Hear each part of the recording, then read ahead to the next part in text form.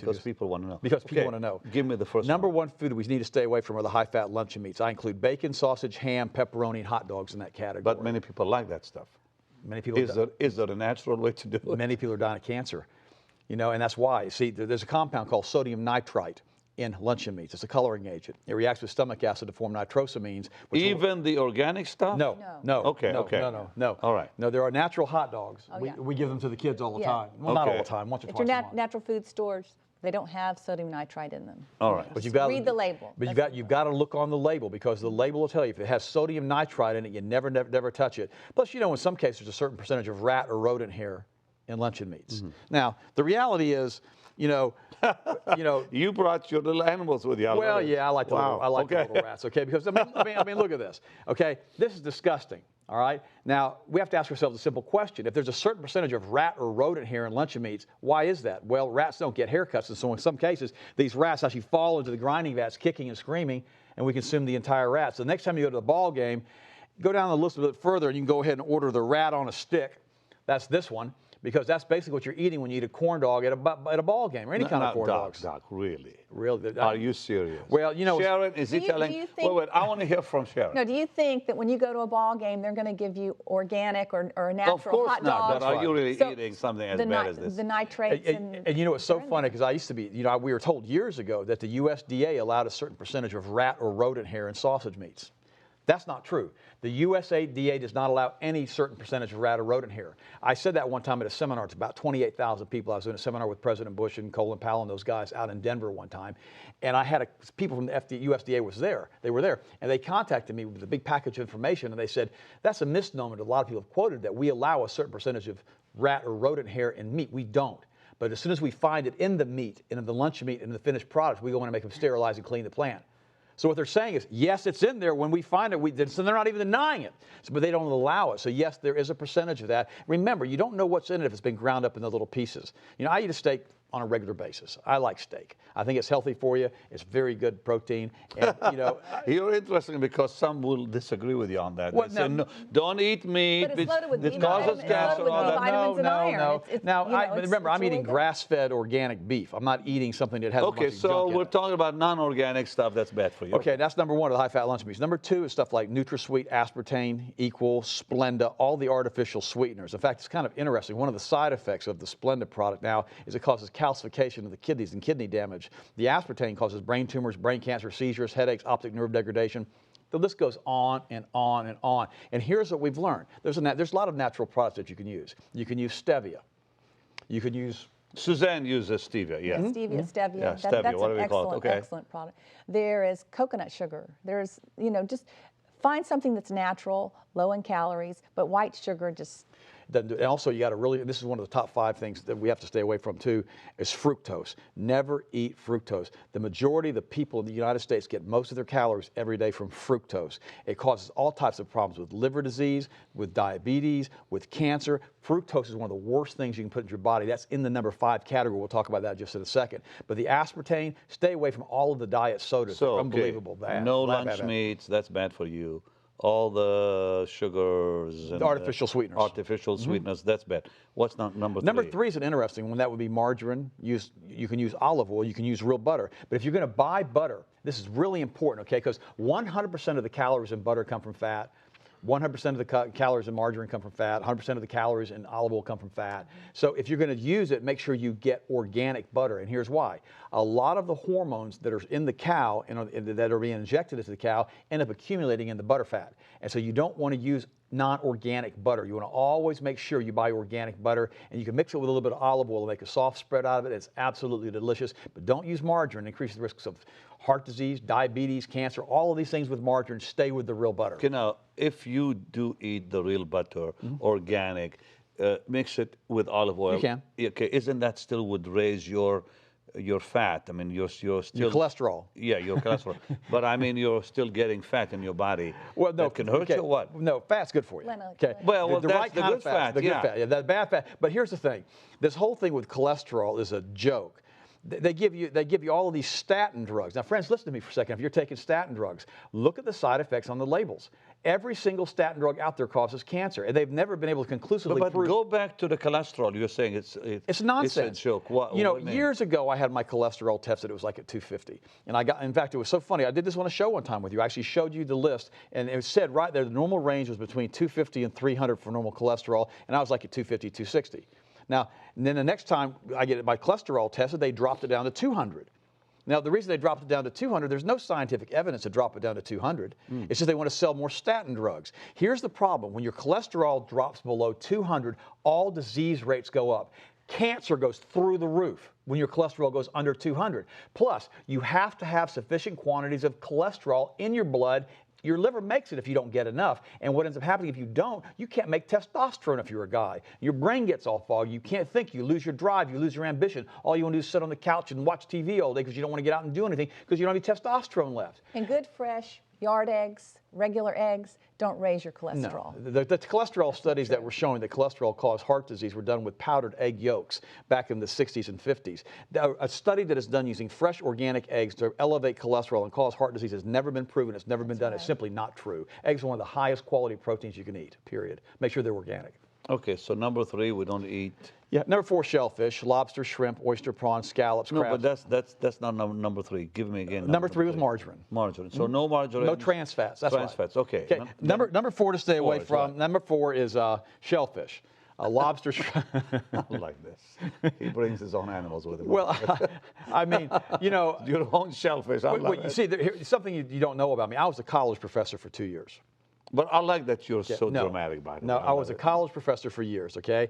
And they used to call me the preacher teacher. And I used to have kids come to me years after I'd stopped teaching college, and they'd say to me, "You're the only teacher we ever learned anything from. You're the only one that we Because found." you showed them things. Well, because I made everything interesting. Yeah, of course. And you are very interesting. Thank you, Pastor. And well, here's the thing, guys. I don't want to sit here and just talk to you and do a monologue. I want to do a dialogue with you. I want to ask you questions. I want to make you think, because here's what I'm trying to do. I've learned if I can make you think, if I can make and ask you questions, what ends up happening is you start to learn very quickly that basically you can change your diet, you can change your health, you can change your energy by changing the foods you eat. Remember, a lobster is an arthropod. A cockroach is an arthropod. All this thing is, giant cockroach in the bottom of the ocean. Don't eat it. Stay away from it, okay? Don't eat it. Don't eat it. It's bad. It's really, really bad. And plus now with Fukushima, they're releasing 300 tons. That reactor in Japan right now is releasing 300 tons of radioactive water into the ocean every single day. We've had detectable amounts of radiation coming all the way to California now. There's things you can do, and we'll talk about that later on. So we should never, ever, ever eat shrimp and lobster. Well, I don't touch They it. filter the water, so Pardon? they're filtering the water. The water's and the genetic mutations that we've had in the Gulf of Mexico now with shellfish from all the core eggs that they dumped in to clean up that Gulf spill when that pipe broke under the water is unbelievable. I never touched shellfish. I didn't touch shellfish before. I won't put it in my body now. It's that bad. In fact, the Bible tells you in Leviticus not to eat if it doesn't have fins and scales. And same thing with pork. Don't eat pork. And see, here people are always saying to me, well, the Bible, that's because they didn't have refrigeration back then. Well, pardon me for a second. God knows what refrigeration is. He'd have put an appendix in the back of the Bible and said, oh, by the way, when you guys figure out what refrigeration is, you can go ahead and eat this stuff. That's not what he said. He said, don't touch it, don't put it in your body, don't put it in your mouth. It's bad for you. It's full of parasites. Plus, lobster can contain abnormally high levels of arsenic, lead, mercury. And that includes oysters, shrimp, scallops, prawns, clams, all of that stuff. Stay away from all of it. There's good seafood out there, but be very, very careful with things like tuna, which is another unclean fish. You got to avoid those because they're what they call an apex predator, and they can actually have a lot of mercury in them. So you got to avoid those. They warn women not to do that. No tuna? I don't eat tuna now because of the mercury content. Get canned salmon. Get canned instead. salmon and make sure it's organic. It doesn't have to be organic. wild. Wild salmon. Yeah. Number 5. Yeah, but wait. Let's go back to the tuna in the cans. You don't want to give up your tuna. I thought that was okay. Well, I mean, I like sometimes at Make night to mix it with some nice, mayo or something. Put a and eat lemon in it with salmon Whatever, and it with tastes little just as crackers. good. It's so tasty. Are you telling me no tuna, period, right? That's right. Even the ones in the can? That's right. Oh, brother. Get the Okay, go wild ahead, though. salmon. It's just as good. It really All is. right. Now, I know they're going to have a hard time taking a picture of this, but I want to show you this. These are rats that have been fed a diet exclusively of Monsanto GMO-ready corn after about 90 days. They're covered in cancer tumors. Oh, Lord. Okay? Goodness gracious. They're covered in cancer tumors. Okay? Now, the reason I'm showing you this, it's very important that you don't eat GMO foods. That's number 5. It's the junk food category. I told you we're going to change this list. Now it's fixing to get really interesting for those who've heard this list before. GMO foods are poison. Don't put them in your body. Europe's got all kinds of bans against genetically modified foods. God told us not to mingle the seed. He told us that in the Old Testament. He knows better than going in and doing hybrid experimentation with animals and putting animal DNA in crops. I mean, it's unbelievable. Let me show you this one article here. So we should not eat, repeat that again. We should never eat any foods that are, okay, number 5 is a broad category now. It's the junk food category. The GMO products are in that category, okay? And because what happens is we don't... And they put that in all kinds of food. They put that in everything. They put that in everything. And what's interesting is... So we have to read the label then?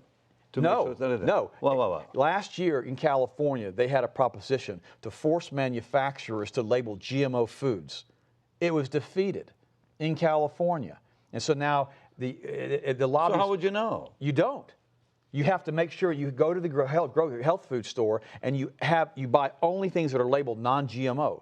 Because almost every single food product that we have now that we're eating that's not organic, that doesn't come from a health food store, contains genetically modified origins. And you see the picture of the animal.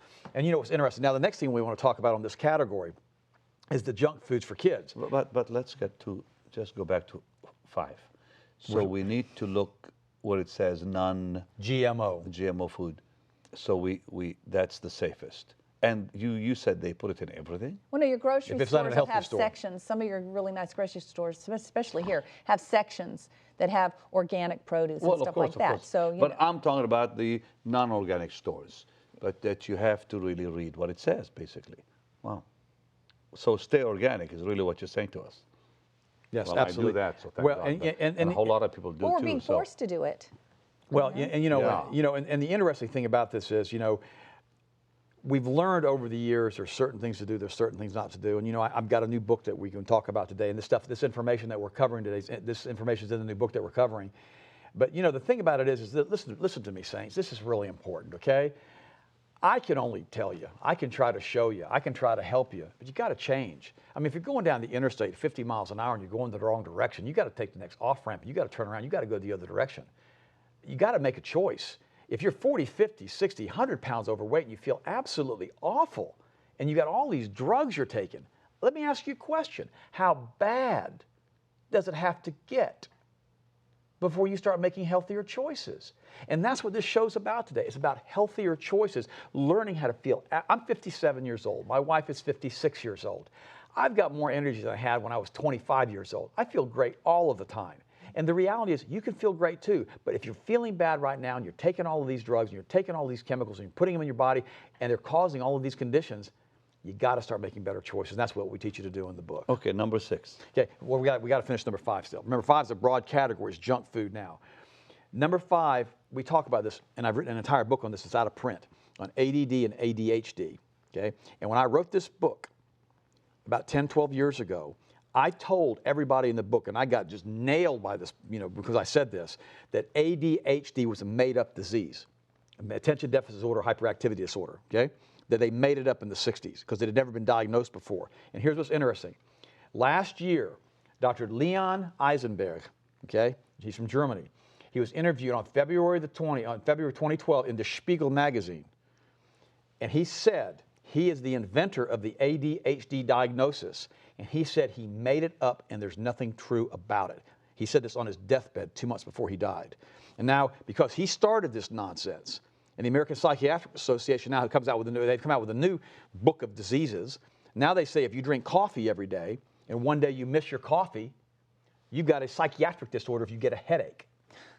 Because it's all falling into this new healthcare protocol that we're doing in the United States, that everybody's going to be diagnosed with the disease. And it's complete nonsense. It's complete and total nonsense. We've got 20 million children approximately, you can't get real numbers out of these guys, on kids that are taking Adderall and Ritalin. These are class 2 drugs in the same category with morphine, opium, Percodan, and Demerol. If a cocaine addict is given Ritalin, they can't tell whether they were given Ritalin or given cocaine. This stuff is being snorted up people's noses because of what it does. This stuff is dangerous. These are Schedule II drugs in the same category with morphine, and giving it to children at the age of 2 now. It's in complete insanity.